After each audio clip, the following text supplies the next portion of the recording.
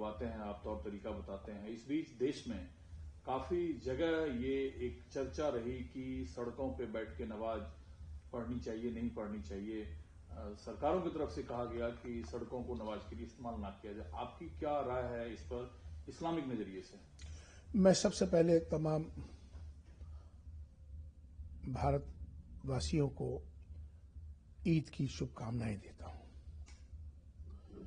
और साथ में ही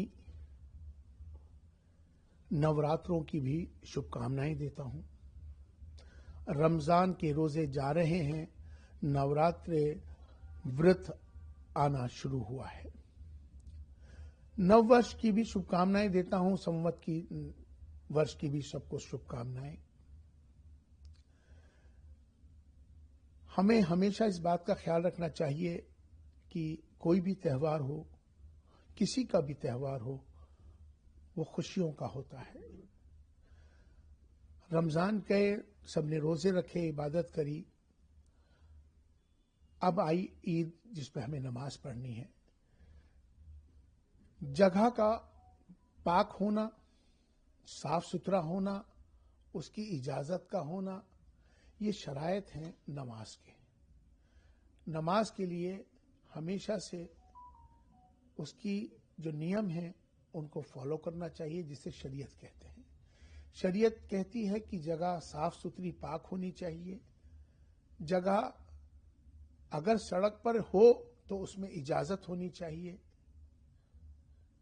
किसी तरह का भी तशद्दुद, फसाद, फितना अगर वहां फैलता है तो ऐसी जगह पर नमाज जायज नहीं होती है। मैं तमाम मुसलमानों से अपील कर रहा हूं, खास तौर पर चीफ इमाम होने के नाते तमाम भारत के जितने भी हमारे 5.5 लाख मस्जिदें हैं, उनके जो इमाम हैं, उनको मैं ये कहना चाहता हूं कि ये त्यौहार खुशियों का त्यौहार है। इस त्यौहार को सब मिलके मनाएं और तमाम मस्जिदों से जब जगह की दिक्कत हो रही है तो ईद की नमाज एक बार होने के बजाय 2 बार हो या 3 बार हो तो ये प्रॉब्लम खत्म हो जाएगी। सड़कों पर नमाज पढ़ने से बेहतर है कि मस्जिदों के अंदर 2 बार नमाज की जा सकती है, 3 बार नमाज की जा सकती है। उससे सबसे बड़ा लाभ उन लोगों को है कि जिन लोगों की नमाज छूट जाती है उनको भी नमाज मिल जाती है। तो सुबह का टाइम एक तय कर लें, 1 घंटे के बाद एक तय कर लें, 1 घंटे बाद एक तय कर लें, जिससे कि सरकार को, प्रशासन को भी कोई दुश्वारी ना हो। क्योंकि नवरात्रे शुरू हो गए हैं और किसी को सड़कों पर भी आने जाने में कोई दुश्वारी ना हो। तो हमारी खुशियां हैं, सबकी खुशियां हैं, उनको खुशियों को खुशियों की तरह ही रहना चाहिए। और हमें सबको यही कहूंगा कि सब मिलजुल कर एक दूसरे के धर्मों का, एक दूसरों के त्योहारों का सम्मान करें, सब मिलकर रहें, खुशियां हो, कामयाबी हो।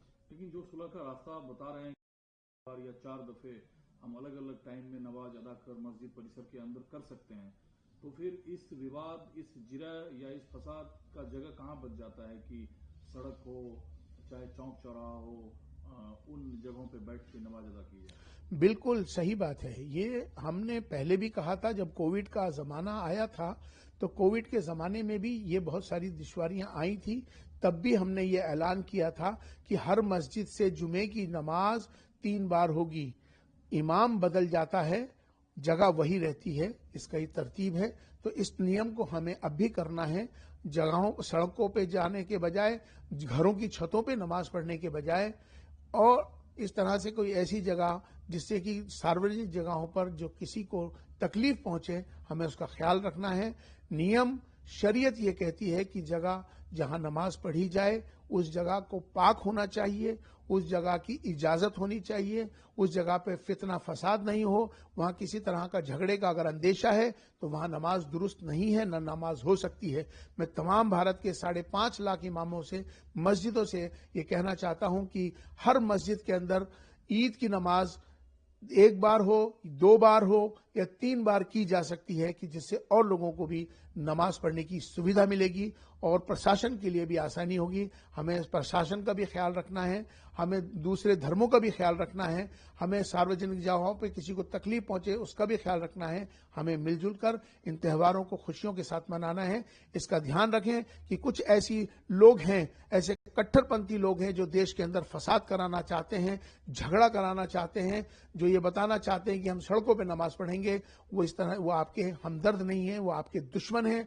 और जो इस तरह के जो लोग हैं जो झगड़ा फसाद करा के हालात खराब करके नुकसान पहुंचाना चाहते हैं, ऐसे लोगों से तुम्हें बचना भी होगा। एक सवाल मैं और लूंगा जो खत्म होने को जा रहा है, जो एक लंबे व्रत का महीना होता है और नवरात्रा जो है वो आज से शुरू हो रहा है, जिसमें ज्यादातर लोग व्रत रखते हैं और मांस मछली की दुकान बंद रहे, थोड़े बड़े पैमाने पे हिंदू भी खाते हैं। लेकिन इस दौरान आपने देखा वाराणसी में मेयर ने कहा, दिल्ली में बात कही जा रही है सदन से कि मांस मछली की दुकानें ना खुले। इस पर आपकी क्या राय है? देखिए, वैसे तो सबको अपनी आज़ादी है खाने पीने की, किसको किस तरह से खाना चाहिए, क्या पहनना चाहिए, ये सबकी आज़ादी है।